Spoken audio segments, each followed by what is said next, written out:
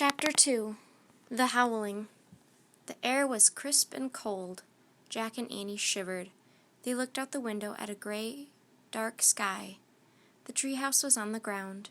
There were no trees and no houses, only an endless field of ice and snow. Morgan and the owl were gone.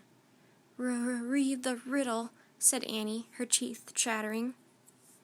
Jack unrolled the scroll. He read, "I cover what's real and hide what's true, but sometimes I bring out the courage in you. What am I?" "I'd better write it down," said Jack, shivering.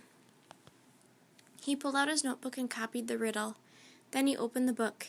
He found a picture of a barren white field. He read aloud, "The Arctic tundra is a treeless plain. During the dark winter it is covered with snow and ice. In early spring, snow falls, but the sky begins to get lighter. During the summer season, the snow and ice melt, and the sun shines 24 hours a day." "Must be early spring now," said Jack. "There's snow, but the sky's a little light." He turned the page. There was a picture of a man wearing a hooded coat with fur trim. "Look at this guy," said Jack. He showed Annie the picture. "We need his coat," said Annie. "Yeah," said Jack. "Listen to this." He read aloud. "This seal hunter wears sealskin clothing to protect him from icy winds. Before modern times, native people of the Arctic lived by hunting seals, caribou, polar bears, and whales." Jack took out his notebook. He wrote, "The Arctic. Seal hunters wear sealskin." He was too cold to write any more. He clutched his pack against his chest and blew on his fingers. He wished he were back home in bed.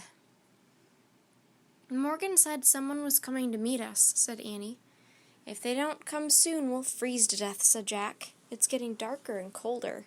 "Shh, listen," said Annie. A howling sound came from the distance, then more howling sounds, and more. "What's that?" said Jack. They looked out the window. Snow was falling now. It was hard to see. The howling grew louder. It was mixed with yipping and yelping noises. Jack and Annie saw dark shapes coming through the snow. They seemed to be running toward the treehouse. "Wolves?" said Annie. "Great, that's all we need," said Jack. "We're freezing, and now a pack of wolves is coming for us." Jack pulled Annie into the corner of the treehouse. They huddled close together. The howling got louder and louder. It sounded as if the wolves were circling the treehouse. They whined and yelped. Jack couldn't stand it any longer. He grabbed the Arctic book. "Maybe this can help," he said. He searched for a picture of wolves. "Oh, hi!" Annie said. Jack looked up. He caught his breath. A man was looking through the treehouse window. His face was surrounded by fur. It was the seal hunter from the Arctic book.